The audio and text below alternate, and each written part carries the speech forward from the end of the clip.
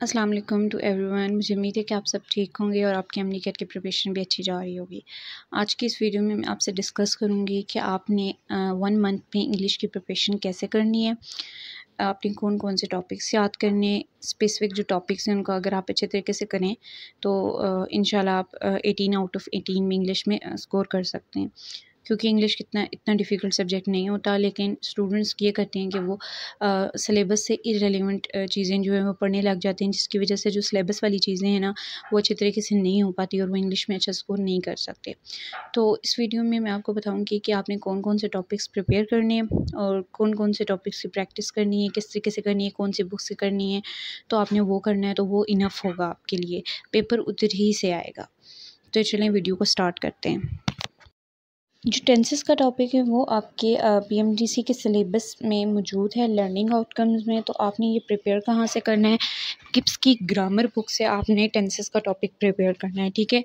Tenses के topic में आपके पास आ जाएगा all forms of verbs, conditional sentences, और इसके अलावा मॉडल वर्ब्स आ जाएंगे। इसके अलावा हर टेंस में कौन सा इंडिकेटर यूज़ होता है, किस तरीके से आप टेंस को आइडेंटिफाई कर सकते हैं, वो सारे के सारे रूल आपने गिब्स की ग्रामर बुक में जो गिवन है वो आपने याद करने हैं।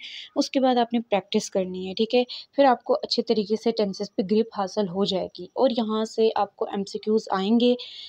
क्योंकि इंग्लिश का पोर्शन जो है बहुत कम है, तो यहाँ से आपको हाई यील्ड भी एमसीक्यूज़ आ सकते हैं, ज़्यादा एमसीक्यूज़ भी आ सकते हैं। तो आपने इसकी प्रैक्टिस करनी है, फोकस टेंसेस पे करना है, ठीक है। अब यहाँ मैं आपको एक प्रैक्टिस क्वेश्चन बताती हूँ कि किस तरीके से एमसीक्यूज़ आ सकते हैं। यहाँ आपका एमसीक्यूज़ है, in recent decades the efficiency of the United Nations by a growing number of countries will have been questioned, has been questioned, had been question या वुड बी क्वेश्चन। तो इसका करेक्ट आंसर जो है वो हम लोगों के पास हैज़ बीन है, ठीक है। Has been is the correct answer.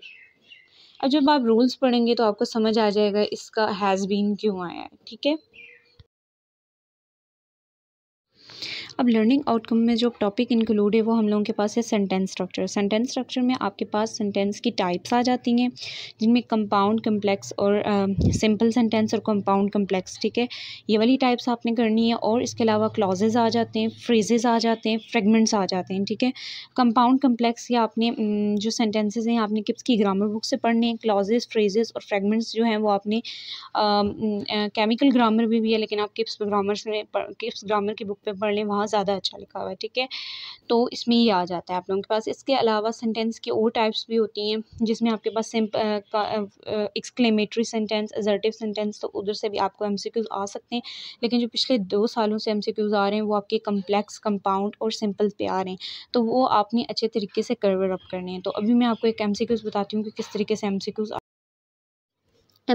है। While the people came Rachel sneaked in through the window. तो इसका आपका जो करेक्ट आंसर है वो कम्प्लेक्स है। जब आप रूल्स पढ़ेंगे तो आपको समझ आ जाएगी कि किस तरीके से ये एमसीक्यूज़ कम्प्लेक्स आया है।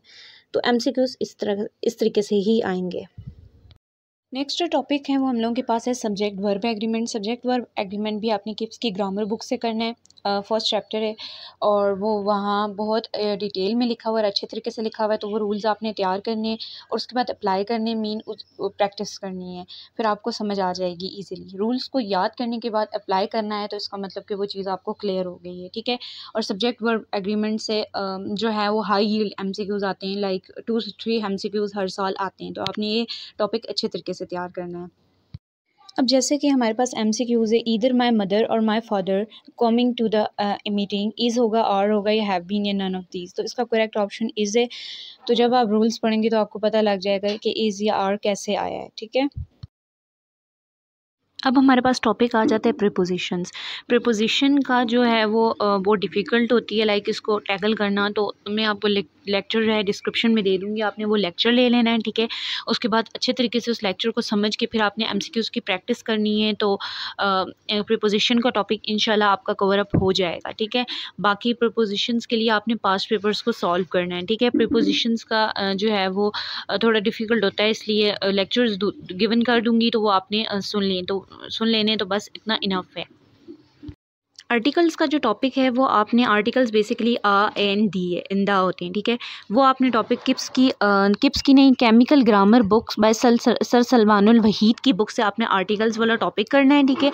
उसके बाद आपने प्रैक्टिस करनी है, तो आर्टिकल्स का टॉपिक भी आपका कवर अप हो जाएगा, ठीक है। तो इट्स इनफ। और जो पंचुएशन के आपने रूल्स तैयार करने होते हैं, आपको ये पता होना चाहिए कॉलन कहाँ आ रहा है, फुल स्टॉप कहाँ आ रहा है, कॉमा कहाँ आ रहा है, सेमी कॉलन कहाँ आ रहा है, ब्रैकेट कहाँ आ रहा है।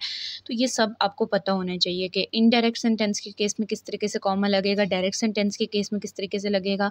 तो वो आपने किप्स की ग्रामर बुक से रूल्स पढ़ने हैं, उसके बाद आपने प्रैक्टिस करनी है, ठीक है। और उसके बाद टेस्ट कुछ सॉल्व करने पंचुएशन पे। तो जो MCQs हैं वो ईजी आते हैं, पंचुएशन पे डिफ़िकल्ट नहीं होते। सो ये आप टैकल कर लेंगे ईजिली।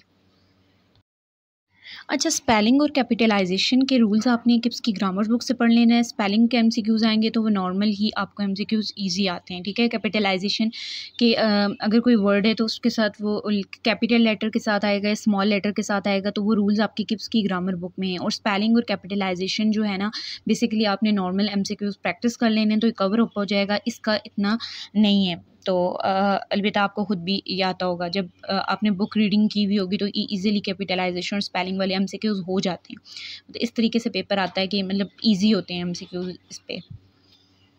जो लास्ट है वो है वोकेबलरी। काफ़ी बच्चों को वोकेबलरी में मसला आ रहा होता है कि कहाँ से पढ़ें, क्योंकि वर्ड्स गिवन नहीं है प्रॉपर्ली। जो पहले वर्ड्स गिवन होते थे आपके सिलेबस में, अब वो नहीं है।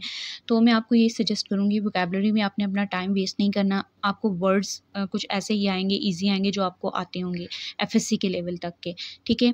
तो आपने पास्ट पेपर्स सॉल्व करने, जो पास्ट पेपर्स में वोकेबलरी के वर्ड्स हैं, तमाम 10 ईयर्स के पास्ट पेपर, जो पिछले ईयर के पास्ट पेपर हैं, वो सॉल्व करने और वहाँ से वोकेबलरी की प्रैक्टिस कर लेनी है। और इसके अलावा किप्स और स्टार्स एकेडमी के जो टेस्ट होते हैं, तो उसमें जो वोकेबलरी के वर्ड्स हैं वो आपने अच्छे तरीके से कर लेने हैं, तो इट्स इनफ। बाकी आपको पूरी बुक रटने की ज़रूरत नहीं है वोकेबलरी की, वो आपके लिए बहुत डिफ़िकल्ट हो। मुझे उम्मीद है कि वीडियो आपके लिए बहुत बहुत हेल्पफुल होगी। बाकी अगर आपको कोई भी मसला है तो आप मुझसे कमेंट सेक्शन में पूछ सकते हैं, इंस्टाग्राम पर भी मुझसे कांटेक्ट कर सकते हैं। एंड वीडियो को लाजमी लाइक करना है। अगर ये हेल्पफुल है तो अपने बाकी MD कैट के एस्पायरेंट्स, MD कैट के फेलोज़, अपने जो फ्रेंड्स हैं उनसे शेयर करें। एंड नेक्स्ट वीडियो में मिलते हैं, तब तक के लिए अल्लाह हाफ़िज़।